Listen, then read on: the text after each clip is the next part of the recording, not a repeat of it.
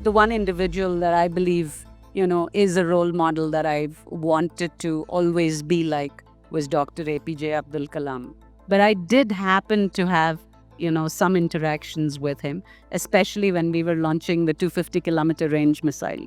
And I was part of the countdown sequence. So you're starting from 10 and you're going all the way to, to 0 when things take off. And at 5, the mission was aborted.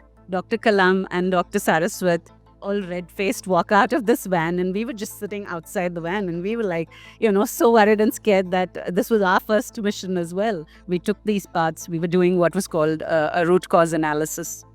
What I love about a leader like that is it was 1:30 a.m. He was Director General of, DRDO. There was no need for him to come into that room which could have been solved by lesser mortals.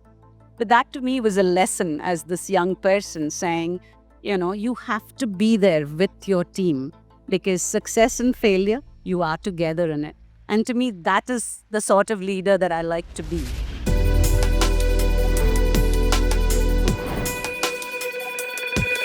Shrishta, thank you so much for joining me. So, let me dive straight in.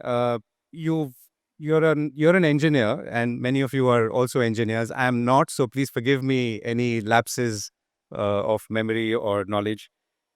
Tell us about how you've made your career moves. You worked with government. Many people may not know this, and you worked in very, very core and critical technology projects within government, in defense. And many of those projects are still around us and coming into market, so to speak. Tell us about what motivated you to do what you were doing then, and then you transitioned out because you were looking for something more challenging. So tell us about that path, and particularly from maybe the time that you actually started working as a young engineer.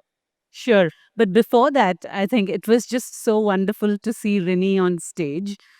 We grew up seeing her as a news anchor, so was amazing and, wonderful to see you in person.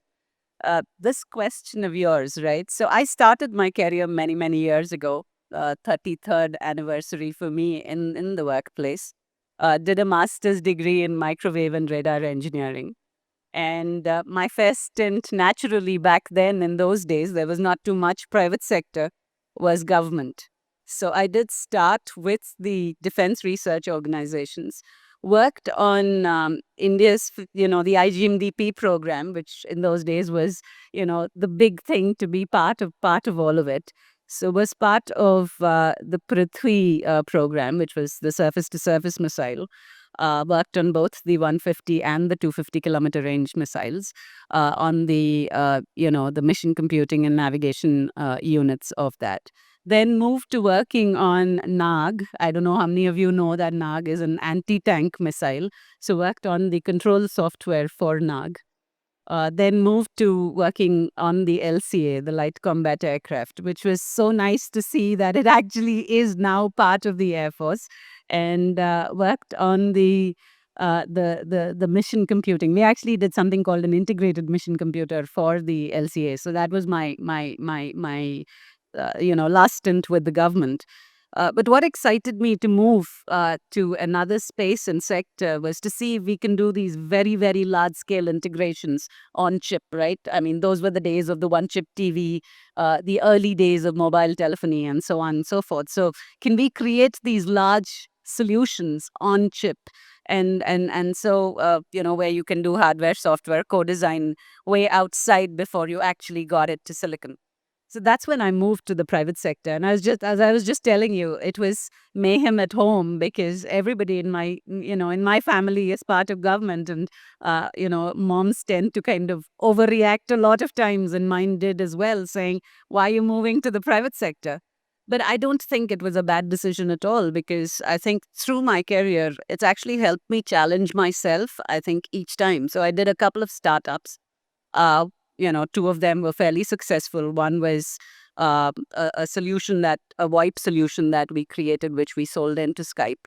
There was another solution that we built out, which was like India's first ebook reader that we actually retailed in Chroma's and as well as Reliance Digital, I think, back then. And the third one went south because we tried to do with startups. The problem is if you have an idea which is way ahead of time as well, it can just fall flat. So we tried to do a low cost mobile phone for the India market, a 2000 rupee phone back then, where we said, we were just predicting that phones were going to be the future, and we came up with, a platform. But unfortunately, that couldn't take off, and we didn't have enough fabrication units in India, so we were using TSMC back then. But I think the price points and a lot of things, we missed the spec by a little. We had to do respin of silicon. The US, and I think it was the downturn in the US, so we didn't get the sort of funding that we expected. That prompted me to move back to the industry because you have your mortgages and all that to pay up, and doing sexy startups doesn't necessarily help you all the time. So, yeah, that's what it was. So, one of the things that seems to have driven you is the search for technology challenges as opposed to other challenges. That's right. Uh, a lot of people I know, or maybe it's men in general, would say, okay, I want a promotion, I want more salary, and that's where I want to move, and I want a team underneath me. The sense I'm getting from you is what you were aspiring for, and I've seen this with previous Grace Hopper conversations. Of course, that was a few years ago. Was that technology is the driving motivation? So tell us about what was that in your case, or the technology itself, and whether that's been a consistent theme subsequently too. Oh yeah, absolutely. So I think most of my career, I still am an engineer at heart, and I believe that's what it's been for me.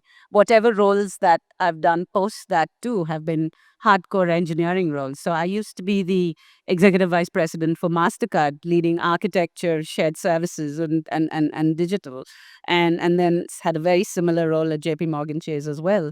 But the underlying theme of all of that is that technology drives solutions today. And even if you look at any bank, they today call themselves a large fintech, right? It's primarily financial technology that is driving most of these.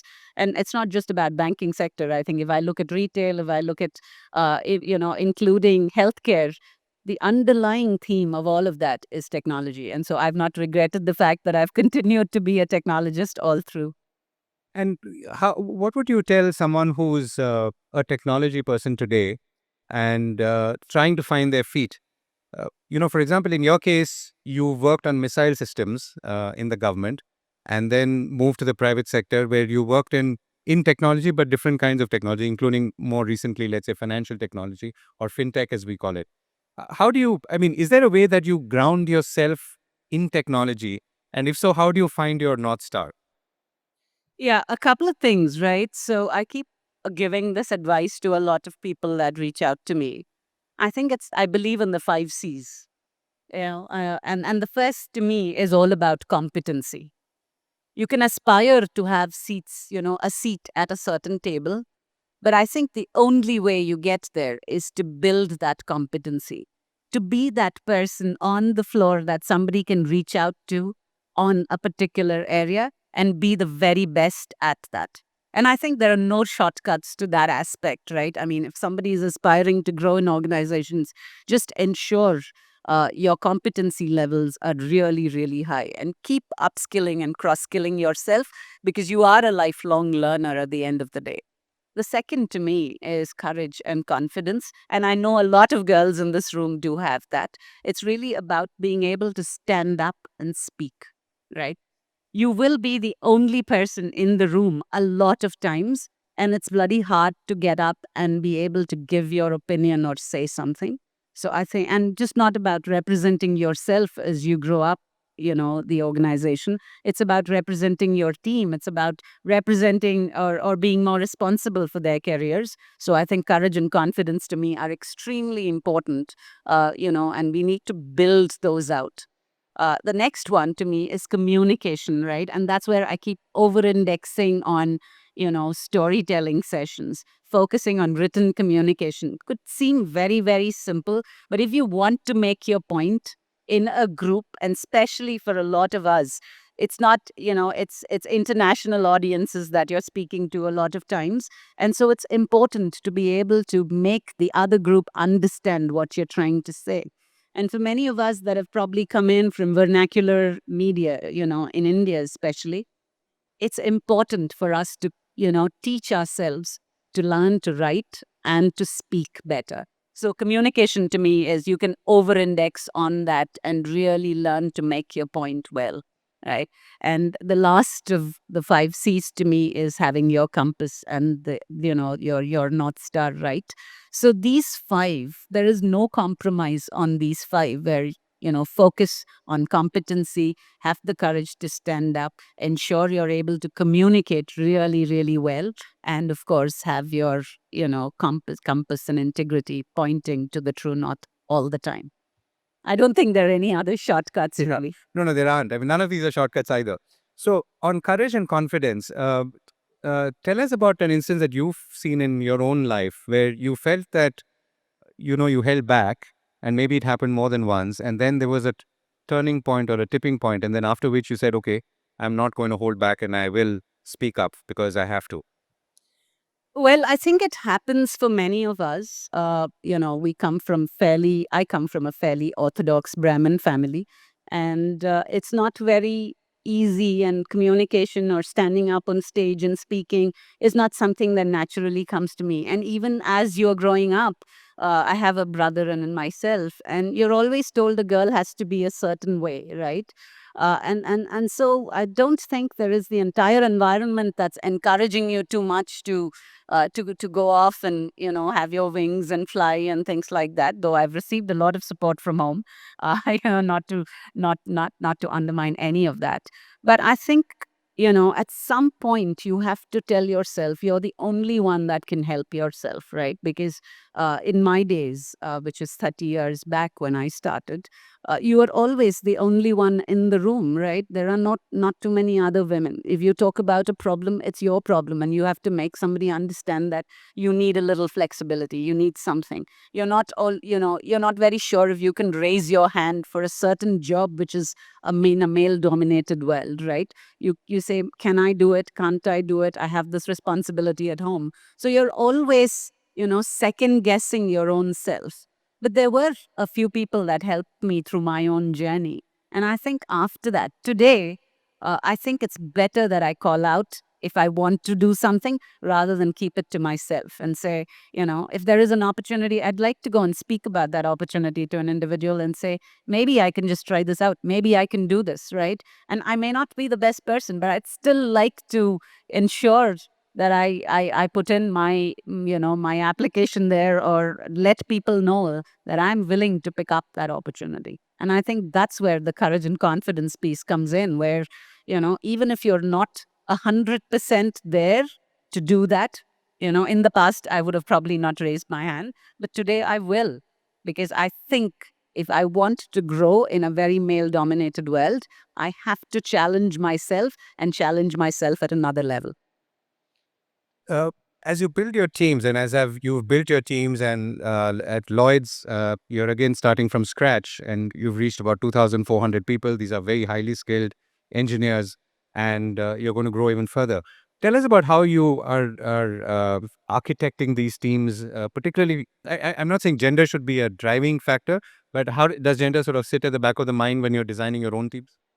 So the one thing again I keep telling people is I wish there were women on the design teams of automobiles.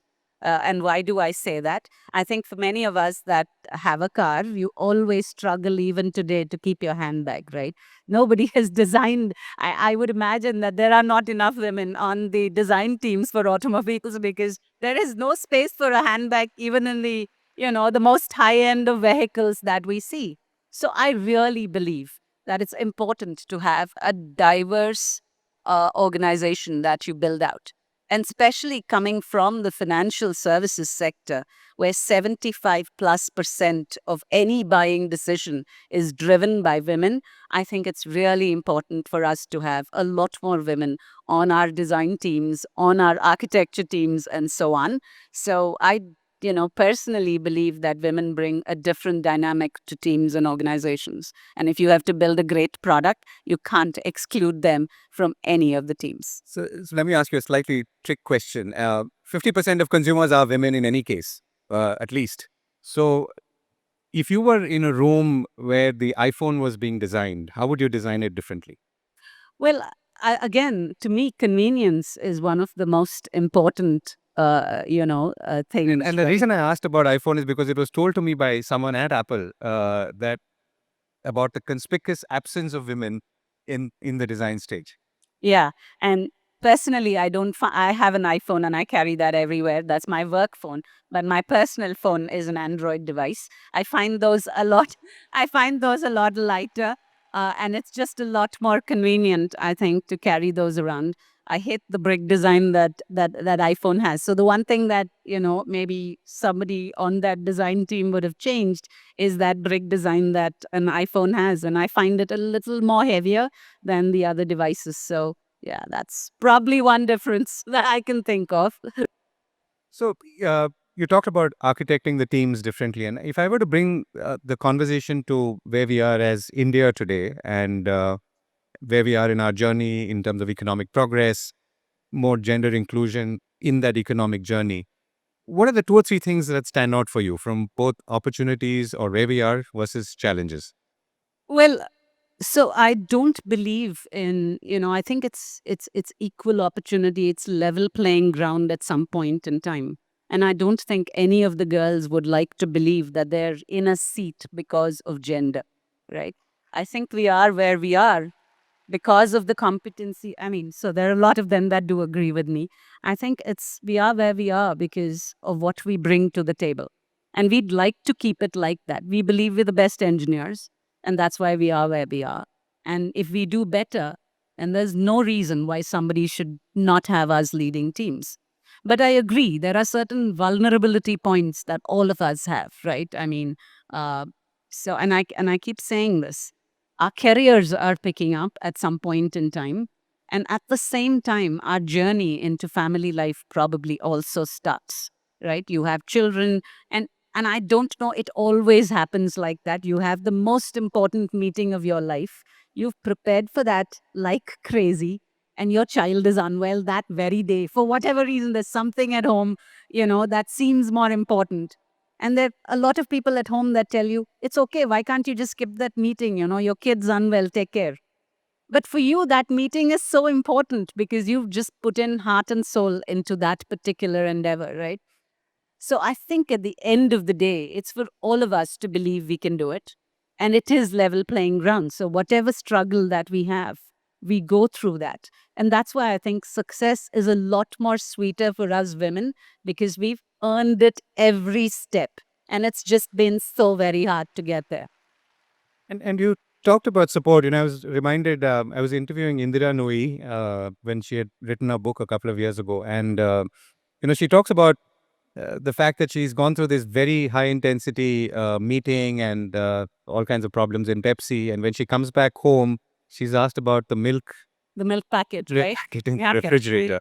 And she didn't even, I mean, I guess what she was trying to say, because she said it publicly, was that she didn't even get the support that she thought she could get right at home. So forget everywhere else. How do you see that? I mean, and the question now is more about India. How can people work within their families? Because sometimes, one is to say that my manager or my VP or president or CEO, that's one part of it. The other is right at home and at on situations or around situations like this. How do you build that or work on that? Well, I think it's really more about how we're training our boys, and teaching them to respect what their mom is doing or what their wife is doing at a later point in time. I think the first step is to respect what your mom's doing and understand that your mom's never going to be a 10 on 10, probably on everything that you expect her to be. She might miss a parent teacher meeting, or she might not be there on some days that you want because it's also important days for your mom and she's struggling to get to some point. I think when you have more and more of the boys seeing that, as they grow up, I believe they will start respecting what their wives are doing or, others in the family are doing. And we will be more supportive, is what I would imagine. Some of my own peers, and I've seen this, have their husbands supporting them to a level where the husbands say, your career is taking off really, really well. Maybe I'd like to take the back seat. I know our families are probably not very supportive of that. But for us, our generation and we see our children doing it, maybe we'll be a lot more supportive because we've seen that phase for ourselves, right? So I think it's evolving. It's been a little slow for us because, of our own communities and how we've grown up. But I believe it's getting there, even in India. And so you see a lot more women aspiring to and in senior positions. Right. I'm going to come to some questions here as well in about 2 minutes or so. So before that, we've talked about your leadership in technology, and maybe we can, or I can ask you to speak for a few minutes on the transition from leadership in technology to leadership in general. In your current role, for example, you're no longer the missile scientist you were, or leading a team of hardcore scientists. I mean, perhaps they're a few layers below. Tell us about that transition and what are the lessons, I mean, if lessons or insights that you could share from your journey or So this part of the journey. yeah, I'll just share one little aspect and I'll tell you what leadership means to me. The one individual that I believe, is a role model that I've wanted to always be like was Dr. APJ Abdul Kalam.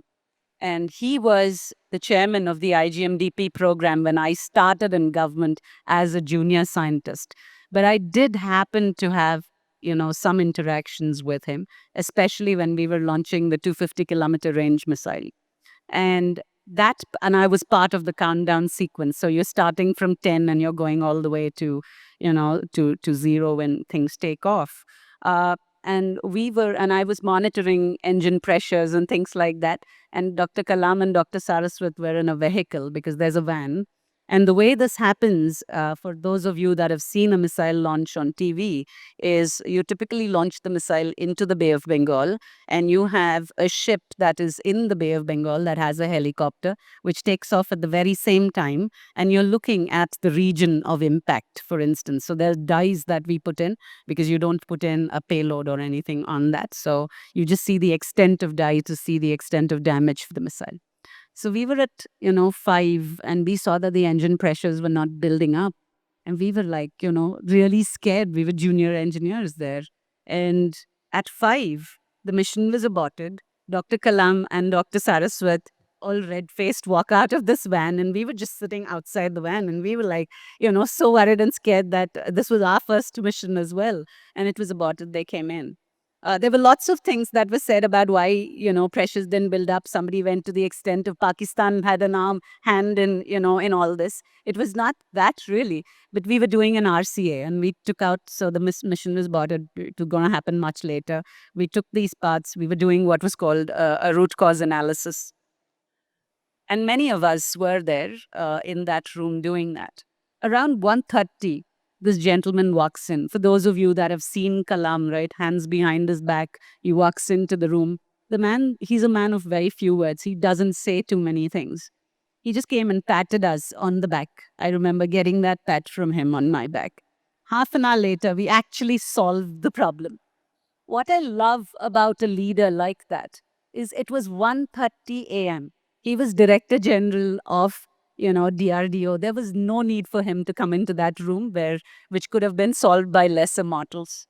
But that to me was a lesson as this young person saying, you have to be there with your team because success and failure, you are together in it. And to me, that is the sort of leader that I like to be. So one, I think, no matter where you're growing from, and as I said, I kind of grew from the ranks, it's important for you to understand, is I think otherwise you cannot guide teams. So firstly, you need to understand the areas of technology and domains that you're. Be humble all the time and understand that your own success, you might have a seat at some table, whatever that is, would not have been possible without your team. So ensure that they are as much part of your success as you yourself feel. The moment you start looking at yourself as something much larger, you start failing and failing and failing again. So I think it's really important to believe that it's a team effort and any organization's success is primarily because of the team. Right, wonderful. And it's great to see that Professor Kalam had such a powerful impact on your leadership style, which I'm sure carries through to this day. So we've got time for about 2 or 3 questions. Does anyone want to go? Yeah, go ahead. I'm Neha. I work as a software development manager with Amazon. Uh, Sirisha, one thing I want to ask you, I'm really impressed by the 5 things you said that we should be doing. Are there 5 or top 2 that we should not be doing at work? Okay. Never underestimate yourself and always believe you're the best. Who else? Hi, Sirisha. I'm Pratibha from Helion. I'm working as a principal data engineering manager. One thing I wanted to understand is what do you think about work-life balance? What is your perspective for Gen Z especially? Well, I can only say that there is never work life balance. And all of us in this room do absolutely understand that. But I don't think we should try to be super moms and super something at every place we work. I think it's important to have the right focus in areas at the right times.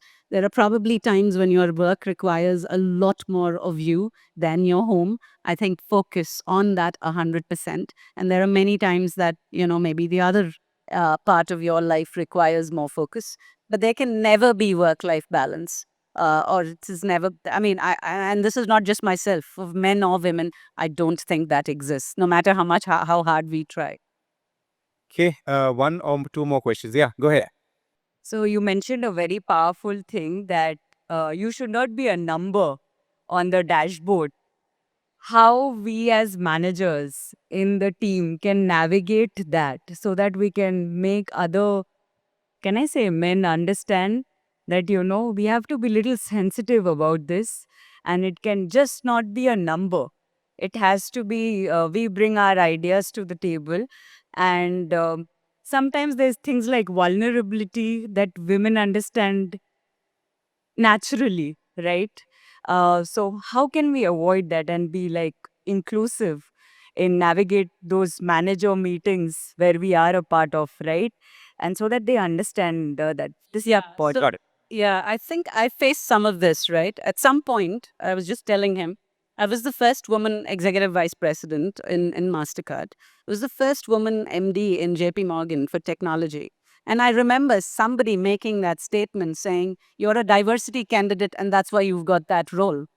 That is extremely demeaning to, I don't know, 30 years or 20 years or whatever time that we've spent.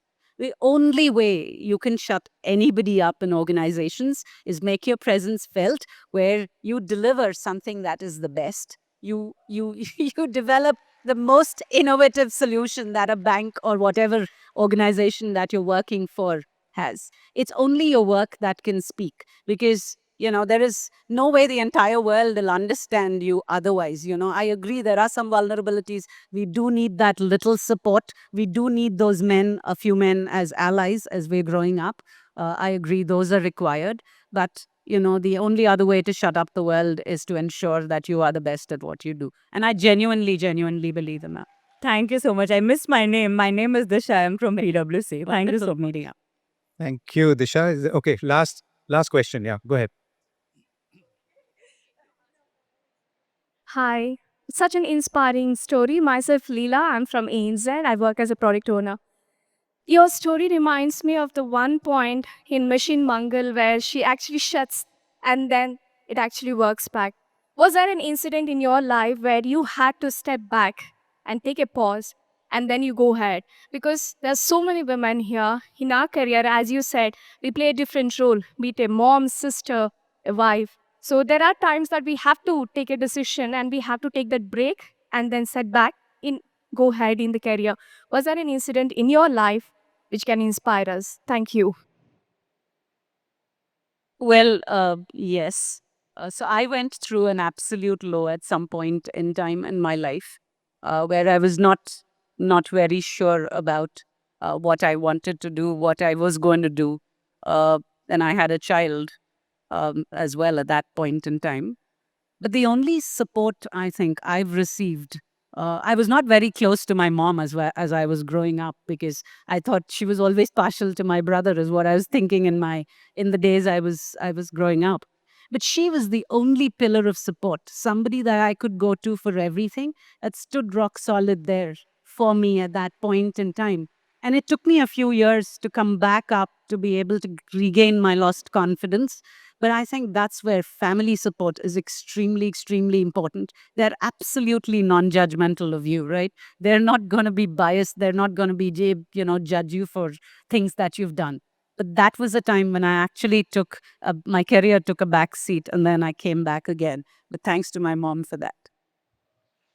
Okay, we've run out of time, unfortunately. There are 2 or 3 questions I want to ask you, but let me keep it a simple one, Shisha. So, what do you do when you're not working, or I mean, is there a hobby that you have, or is there something that I'm sure it aligns with technology, but is there something that you pursue? Actually, it doesn't align with technology at all. I'm a badminton player, so I've been playing since when I was 8 years old. We were the first group of badminton players from Andhra Pradesh that went through regimented training and all of that. So, yeah, that is something that yeah, I love hitting the shuttle. I just feel really excited, forget everything, even now, feel like a kid as I do that.